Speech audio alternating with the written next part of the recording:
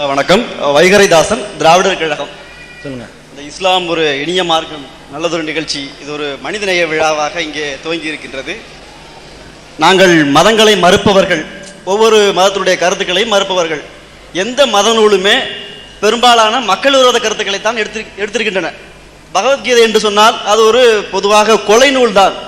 கோட்ஸே கோர்ட்டிலே சொன்ன கருத்து கூட நான் காந்தியை கொன்றது கீதையை படித்து தான் என்று சொன்னார்.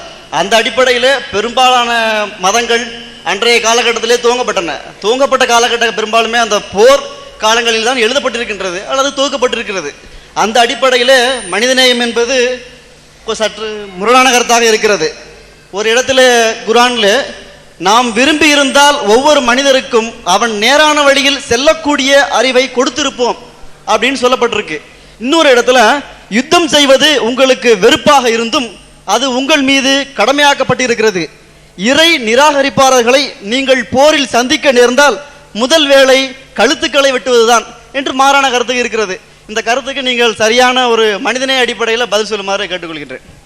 அதாவது போர் செய்வதை பற்றி குர்ஆன்ல பகவத்கீதையில் உள்ளதை பற்றி ஒரு நிமிஷம். அதாவது போர் செய்யும் போது போருக்கு வந்தார்களே ஆனால் கழுத்தை வெட்டுங்கள் அப்படின்னு குர்ஆன்ல இருக்குங்கிறாங்க. இருக்குது குர்ஆன்ல போரில் அப்படி நடந்து கொள்ளணும்னு சொல்லப்பட்டது இருக்க கண்டிப்பாக இருக்குது. இதில் ஒரு விஷயத்தை விளங்கிக்கிறணும். ஒரு ஆட்சி தலைவர் என்ற முறையில் நபிகள் நாயகத்திற்கு ஒரு ஜனாதிபதி, நான் சொன்னேன்னா இல்லையா, ஜனாதிபதி ஒரு நாட்டின் தலைவர் என்ற முறையில் நாட்டை காப்பாற்றக்கூடிய பொறுப்பு அந்த நாட்டு தலைவருக்கு இருக்குது. உலகத்தில் உள்ள எல்லா நாடுகளும் ஈவேரா பெரியார இந்தியாவுடைய பிரதமர் ஆக்கி வச்சிருக்கும் பொழுது பாகிஸ்தானோட சண்டை வந்துச்சுன்னு சொன்னா போய் மாலை போட்டு வேண்டாம் அவர் சொல்ல மாட்டார், வெட்டுன்னு தான் சொல்லுவார். யுத்தத்தில் வெட்டுவது என்பது அது கடமை, ஒரு அறிவாளி செய்யக்கூடிய வேலை. அங்கே யுத்தம்னே வருது. அதில் போரில் யுத்தம் இந்தியாவுக்கும் பாகிஸ்தானுக்கும் சண்டை வருதுங்க. அப்போ நம்ம அகிம்சையா பேசுவோம்.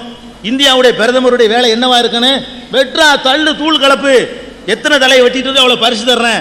யுத்த காலத்தில் இந்த பிரகடனத்தை செய்வது ஒவ்வொரு நாட்டை காப்பாற்றுறதுல அக்கறை உள்ள தலைவனுடைய கடமை. இது பகுத்தறிவுக்கு எதிரானது கிடையாது, மனிதநேயத்துக்கு எதிரானது கிடையாது. யுத்தம்னு வந்துருமையானால் அந்த யுத்தத்தில் கடைப்பிடிக்கிறதுக்குண்டே ஒரு தனி தர்மங்களை உலகம் ஒத்துக்கிட்டு இருக்குது. அதனால அது குர்ஆன்ல இருக்கிறது உண்மைதான். யுத்தத்தில் அதில் யுத்தத்துக்கு வரக்கூடியது இருக்குது. யுத்தத்திற்கு வரக்கூடியவர்களாக இருந்தார்களையா, ஏன் யுத்தத்துக்கு வர்றான்?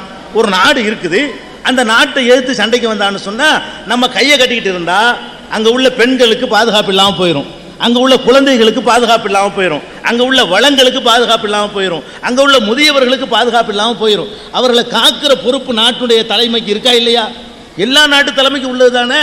எல்லாரும் இதை பண்ணுவாங்க. தன்னை காத்துக்கொள்றது எப்படி தனி மனிதனுக்கு உரிமை இருக்குதோ அதே மாதிரி ஒரு நாட்டுக்கு தன்னை காத்துக்கொள்வதற்காக போரில் வரக்கூடியவங்களை எதிர்த்து தானங்க நிற்கணும். போரில் இருக்கிறவங்களை எதிர்த்து சண்டை போடுங்க என்பது எப்படி மனிதநேயத்துக்கு எதிரான நீங்கள் சொல்ல வர்றீங்க?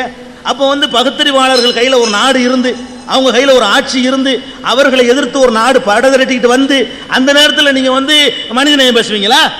மனிதநேயத்துக்கு ஒரு லிமிட் இருக்கா இல்லையா? அடிக்க வரும்போது இந்த கணத்தை காட்டுறது மனிதநேயமா? மனிதநேயத்தை நீங்கள் தப்பாக புரிஞ்சு வச்சுக்கிறீங்க. யுத்தத்துக்கு மனிதநேயம் பேசக்கூடாது. யுத்தம்னா அது அடிக்கிறது தான் தர்மம். அவன் தான் அந்த சமுதாயத்தை காப்பாற்ற போனான்னு அர்த்தம். அவன் தான் சரியான மனுஷன். அவன் தான் பெண்கள், முதியவர்கள், குழந்தைகள், இயலாதவர்கள், சாதாரண குடிமக்களை காப்பாற்ற போனான்னு அர்த்தம். அதுக்காக தன்னை அர்ப்பணிச்சு கொண்டு களத்தில் இறங்கணும். அதனால போர்னு வந்துருச்சுன்னா இப்படி செய்யுங்க என்பது தப்பா? எல்லா நாடும், எல்லா மதங்களும், எல்லா தத்துவ ஞானிகளும், எல்லா அறிவாளிகளும் இதை செஞ்சுதான் ஆகணும். இதை செய்ய மாட்டேன்னு சொன்னா அவர் ஆள்வதற்கு தகுதி இல்லாமல் போயிடுவார். இது பெரிய சிம்பிளான ஒரு விஷயம் தான். இது